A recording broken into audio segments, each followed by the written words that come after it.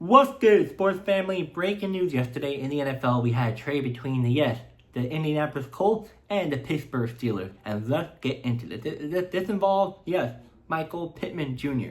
So, the Steelers acquired Michael Pittman Jr. in exchange for a late draft pick swap, meaning Pittsburgh sent one of their later picks, like the 6th rounder, to the Colts, and the Colts sent a 7th round pick back in return. So that's the minimum draft pick cost for a veteran number 1 or / number 2 wide receiver.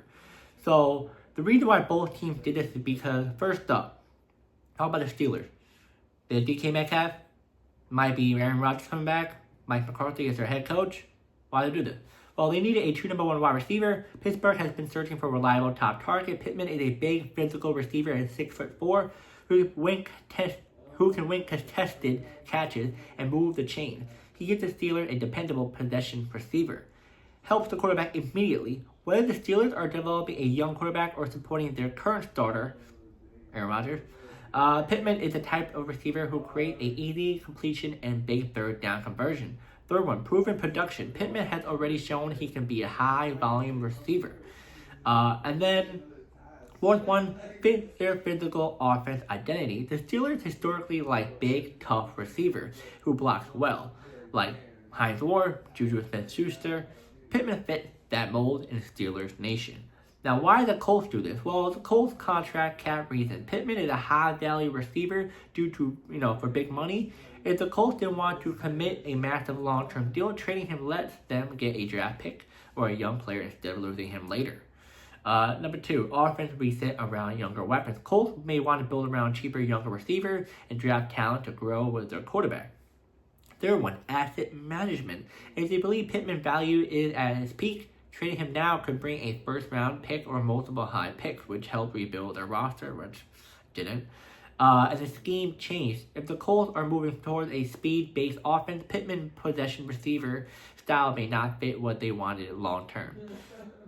Definitely wasn't doing that either. So, let's talk about Michael Pittman Jr.'s career stats and 2025 season. And his best season. Career total 2020 to 2025, 95 games, 485 receptions, 5,254 yards, 25 touchdowns, and yards per catch 10.8. Now, best season was in 2023, 109 catches, 1,152 yards, and 4 touchdowns. Interesting, 4 touchdowns. But 2025 season example that he had this past season, 80 receptions, 784 yards, 7 touchdowns. He averaged around 875 receiving yards per season in his career.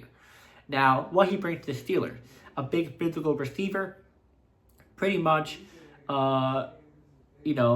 he can win contested catches, red zone fades, physical matchup with corners. Number 2, reliable chain mover. He's great on third down, short and intermediate route, possession catches, and he had 88 plus catches in 3 seasons, showing he's dependable target. 3, high volume wide receiver. Quarterback trusts him. He had 156 targets in 2023, meaning the offense can run through him. Number 4, physical blocking. Pittman is known for blocking the run game, which fit the Steelers' physical offense. Now, what's the bad he brings? As you seen last year, it wasn't the greatest for Pittman as well as prior. Well, not a true deep threat. His career averaged about 10.8 yards per catch, which is a lower than most explosive wide receiver 1. That means he's more a possession receiver than a big play threat. Number 2, touchdown production. Despite high targets, his touchdown numbers are modest. Never more than 7 touchdowns a season, that's the only one he had this past season. Third one, separation issue. Some analyst fans say he struggles to create elite separation and relies on physical catches instead of speed. Fourth one, needs volume to produce. His stats often come from a lot of targets, not huge plays. So, pretty much, the good, big wide receiver, reliable chain mover, physical player, high catch numbers, but the bad, not very explosive, average touchdown numbers, and need high targets as well as not elite speed. But you need a wide receiver number 1. DK Metcalf seems like the type of player is more like wide receiver 2. He hasn't proven that. The Steelers need wide receiver 1. And when Michael Pittman Jr. does get the wide receiver 1 in his hand, he does what he does. Last year with the Colts, he couldn't really do that. not only because Daniel Jones was out, not only because, the play calling was the best, but the fact that Alex Pierce was the clear-cut number one wide receiver for the team. So, what are you going to do? The fact that Michael Pittman Jr. wasn't really motivated really being in Indianapolis anymore. He just didn't have that drive like he did in 2023. Something was off. But, hey, it is what it is. Steelers get a wide receiver 1, maybe wide receiver 2, depending on how DK Metcalf does. And the Colts, they get a draft pick out of it. Better than not getting nothing out of it, or, I don't know. Yeah. But, who won this trade? Who lost this trade? And know the fact is, by the way, I almost forgot, they signed him to a 3-year deal. I think, let me see. 3-year deal worth about $59 million deal with the Steelers. Average salary 19-20 per year. Average during deal, which will be coverage ages 28 to 31 years old. So they didn't want to keep him just for 1 year and that's it. They want to sign him long term. They see him as a perfect piece for the Steelers. So, yeah, I would say the Steelers definitely won this one. You got a somewhat their prime wide receiver. Definitely could be the wide receiver 1. And he stayed a long term. Just for a draft pick. Not that much money.